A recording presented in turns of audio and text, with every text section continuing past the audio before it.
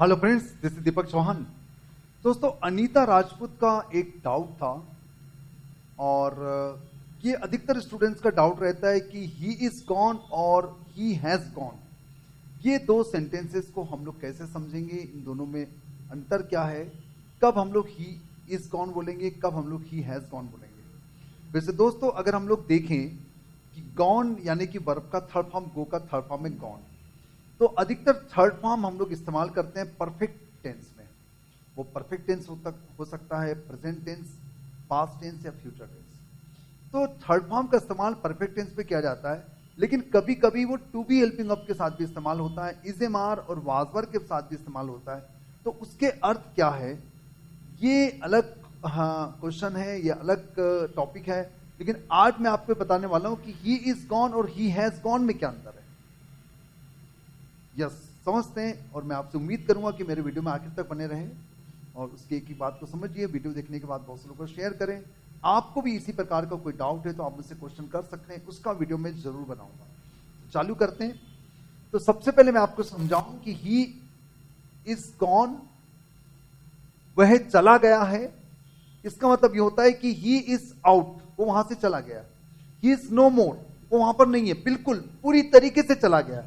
मतलब जहां वो जाने वाला है वहां वो पहुंच गया है, वो चला गया है, यानी इस जगह पर है नहीं। अगर मैं बोलूं कि ही इज गॉन, यहां पर मैं हूं, तो यहां पर अभी वो बंदा है नहीं, वो यहां से चला गया है और वो शायद पहुंच भी गया होगा, जहां जाने वाला है वहां पहुंच भी गया होगा। ये अर्थ आ रहा है ही इज गॉन का। मतलब हम लोग क्रिकेट में अधिकतर सुनते हैं कि ही इज गॉन।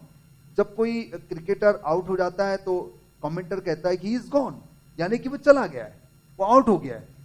अब वो मैदान पर खेलेगा नहीं, वो आउट हो गया है।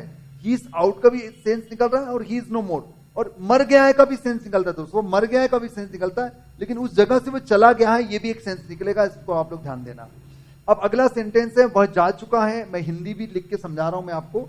ही हैज गॉन, इसका मतलब होता है रिसेंटली लेफ्ट द प्लेस, अभी अभी उसने उस जगह को छोड़ा है, बिल्कुल अभी अभी उसने उस जगह को छोड़ा है। और मुझे ये पता नहीं है उसने यहां से तो चला गया है, लेकिन जहां जाने वाला था वो वहां पहुंचा है कि नहीं पहुंचा, ये हमें मालूम नहीं है।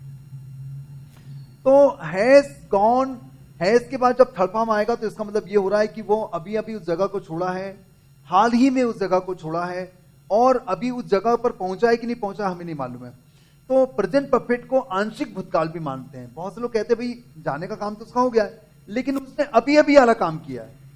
मैंने अभी अभी ये वाला टॉपिक समझाया है, तो मैं बोलूंगा I have explain this topic. मैं आपको हैव का इस्तेमाल करके बताऊंगा। कोई काम आप अभी अभी करते हैं, कुछ समय पहले करते हैं, हालांकि वो पास हो चुका है, कुछ समय पहले करते हैं, तो आपको हैव है इसके बाद वर्ब का थर्ड फॉर्म लगाना पड़ेगा।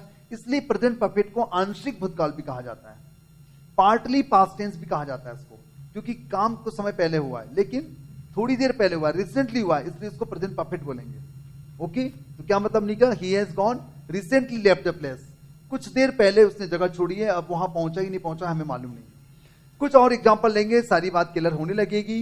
क्या वो चले गई है, जैसे हम लोग कहीं गए और वहां आपकी फ्रेंड है, आपको ये पता चला है, तो आपने जाके क्वेश्चन किया क्या वो चली गई है, इज शी गॉन, क्योंकि आपको नजर नहीं आई, कहीं दिखी नहीं, तो आपको वो वहां पर दिखी नहीं, यानी वो गायब थी वहां से, तो आपने क्या क्वेश्चन किया, इज शी गॉन, क्या वो चली गई है।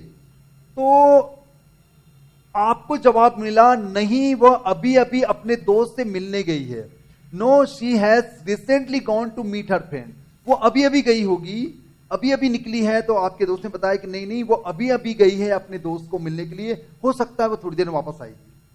लेकिन आपने क्वेश्चन क्या किया था, जब आपको दिखी नहीं, नजर नहीं आई, तो आपने क्वेश्चन किया इज शी गॉन, क्या वो चली गई है, क्या वो वहां मेरे को दिखी नहीं, कहीं पर नजर नहीं आई, तो आपने क्या बोला इज शी गॉन। लेकिन आपने दोस्त ने कहा नहीं नहीं भैया वो चले नहीं गई है, वो बिल्कुल अभी अभी गई है अपने दोस्त से मिलने के लिए, हो सकता है थोड़ी देर बाद आ भी जाए, वापस भी आ सकती है। तो इसलिए उसने प्रेजेंट परफेक्ट का इस्तेमाल करके बताया, no she has recently gone to meet her friend. Okay, मुझे लगता है समझ में आ रहा है। इज गॉन का मतलब हो रहा है हमेशा के लिए चला जाना, वहां से गायब हो जाना और अपनी जगह पर ही पहुंच जाना। लेकिन हैज के बाद अगर गॉन लगाएंगे तो मतलब है कि अभी अभी वो काम हुआ है, अभी अभी वो गया है। ओके, और समझते हैं, बातें क्लियर होने लगेगी। अब देखो, मैंने अगर कहा कि मैंने खाना खा लिया है, देखिए यहां मैंने यूज किया मैंने खाना खा लिया है, I have eaten food, recently eaten food. इस सेंटेंस को देखने से ऐसा लग रहा है कि मैंने अभी भी खाना खाया है, मेरे मुंह में अभी भी स्वाद है, उस खाने के बारे में मेरे मन में विचार चल रहे हैं, खाने की थालियां रखी है और सब्जियां वब्जियां सब कुछ रखा हुआ है, यानी खाने का माहौल दिख रहा है, यानी वो खाने का एटमॉस्फेयर नजर आ रहा है। तो आई हैव ईटन फूड, वो चीज सब दिख रही है, मेरे गले में भी खाने का स्वाद अभी भी बरकरार है, मौजूद है। तो मैंने उसको क्या यूज किया, आई हैव ईटन फूड, मैंने अभी भी खाना खाया, स्वाद है, पूरा माहौल दिख रहा है, सब कुछ सब्जी रोटी दाल चावल जो जो सब नजर आ रहा है। तो खाने का पूरा एटमॉस्फेयर दिख रहा है, यानी वो काम अभी अभी हुआ है, उसका असर अभी भी दिख रहा है लोगों के सामने, मुझे भी नजर आ रहा है, मुझे भी एहसास हो रहा है। तो मैंने क्या यूज किया, I have eaten food, recently eaten. लेकिन अगर मैं कहता खाना खा लिया है, खाना खाया गया है, तो मैं यूज करता food is eaten, completely finished. वहां पर कुछ नजर नहीं आ रहा है, कोई खाने वाने की कोई चीज नजर नहीं आ रही है, और मेरे गले में स्वाद भी नजर नहीं आ रहा है, और उस खाने के बारे में सोच भी नहीं रहा हूं, तब मैं क्या बोलूंगा, फूड इज ईटन। दोस्तों पेशी वाइज है, इसका कुछ और भी अर्थ होता है, ये हम लोग किसी और टॉपिक में देख लेंगे। लेकिन आज मैं आपको ही इज गॉन और ही हैज गॉन को अच्छे से समझाने की कोशिश कर रहा हूं। कोई काम रिसेंटली हुआ है तो हम लोग हैज गॉन बोलेंगे, और वो पूर्ण रूप से हो गया तो हम लोग इज गॉन बोलेंगे, ध्यान देना है। अब देखो, अब मैं आपको 2 सेंटेंस और बना के बताता हूं। वो दिल्ली चला गया है, अगर मैं कहता हूं कि वो दिल्ली चला गया है, तो he is gone to Delhi, he is का यूज किया मैंने, मतलब क्या निकल रहा है, ध्यान देंगे, रीच्ड टू डेस्टिनेशन, वो दिल्ली पहुंच गया। He is gone to Delhi का मतलब है कि वो दिल्ली पहुंच गया है, जहां उसको जाना तो वहां चला गया है वो। लेकिन अगर मैं कहता हूं कि वह दिल्ली के लिए निकल चुका है, वो दिल्ली के लिए निकल चुका है, या वह दिल्ली जा चुका है, दिल्ली के लिए निकल चुका है, तो इस सेंटेंस का मतलब होता है he has gone to Delhi. अब मैंने यहां पर प्रेजेंट परफेक्ट का इस्तेमाल किया, he recently left the place, उसने अभी अभी जगह छोड़ी है, अभी अभी वो दिल्ली के लिए निकला है। नॉट कंफर्म्ड, रीच्ड और ऑन द वे, वो दिल्ली पहुंचा है या रास्ते पर है, ये पक्का नहीं है। अगर आप हैज और वर्ब का थर्ड फॉर्म का यूज करते तो इसका मतलब क्या हुआ कि अभी अभी वो निकला है और वो अपनी जगह पर पहुंचा है या नहीं पहुंचा, हमें उसके बारे में मालूम नहीं है। लेकिन इज गॉन का मतलब, आप इज गॉन का यूज करते हैं तो इसका मतलब है कि रीच्ड टू डेस्टिनेशन, वो डेस्टिनेशन पहुंच गया है, वहां पर वो चला गया है। ये इसका बेसिक अंतर है इज गॉन और हैज गॉन में।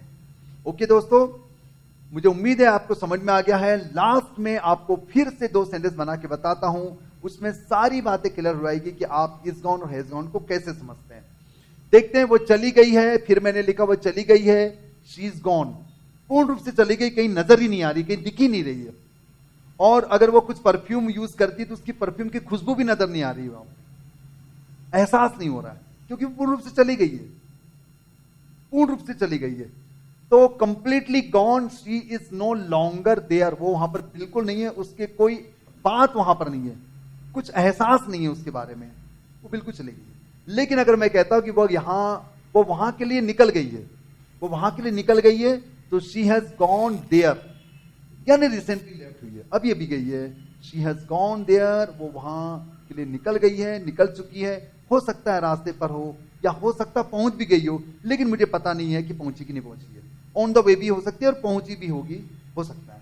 लेकिन इस गॉन का मतलब कि पूर्ण रूप से पहुंच गई है। तो मुझे लगता है ये आज का टॉपिक है। और अगर आपको टॉपिक समझ में आ गया तो प्लीज कमेंट सेक्शन में लिख के बताएंगे, क्या आपका भाई चला गया है, क्या आपका भाई चला गया है। और दूसरा सेंटेंस, मेरा भाई अभी अभी गया है, मेरा भाई अभी अभी गया। ये 2 सेंटेंस का आप लोग ट्रांसलेट करके बताएंगे। और अगर आपने बता दिया तो मैं समझ जाऊंगा कि आपको आज का टॉपिक क्लियर हो गया। दोस्तों आपको पता ही है कि अब मैं इंग्लिश डीम पाठशाला में वीडियो अपलोड किया करूंगा। अब मैं बिजी हो गया हूं, ऑफलाइन क्लासेस में नहीं आ पाऊंगा, इसलिए आप अपने डाउट पूछा करें। और इस चैनल में इंग्लिश डीम पाठशाला में मैं वीडियो अपलोड करूंगा, कम से कम 10-12 मिनट का छोटा छोटा वीडियो, जिससे आपके सारे डाउट क्लियर हो जाए। और रात को मैं आऊंगा 9 बजे रेनबो इंग्लिश में, ऑनलाइन क्लास में, रोज 9 बजे रेनबो इंग्लिश में, और इसमें मैं वीडियो अपलोड किया करूंगा। धन्यवाद, मिलते हैं बहुत जल्द एक नए टॉपिक के साथ। लेकिन अपने डाउट पूछना बंद न करें, डाउट पूछते रहें। जो भी आपके डाउट है, ग्रामर से रिलेटेड, स्पोकन से रिलेटेड, उसका वीडियो मैं जरूर बनाऊंगा। वीडियो अच्छा लगा तो लाइक करना है, अधिक से अधिक लोगों को शेयर करना है। चैनल में नहीं तो प्लीज सब्सक्राइब कर लीजिए। बहुत जल्द मिलेंगे इसी प्रकार की नई कोशिश के साथ, नए प्रयोगों के साथ, आपके और मेरे डाउट के साथ। धन्यवाद, थैंक यू वेरी मच।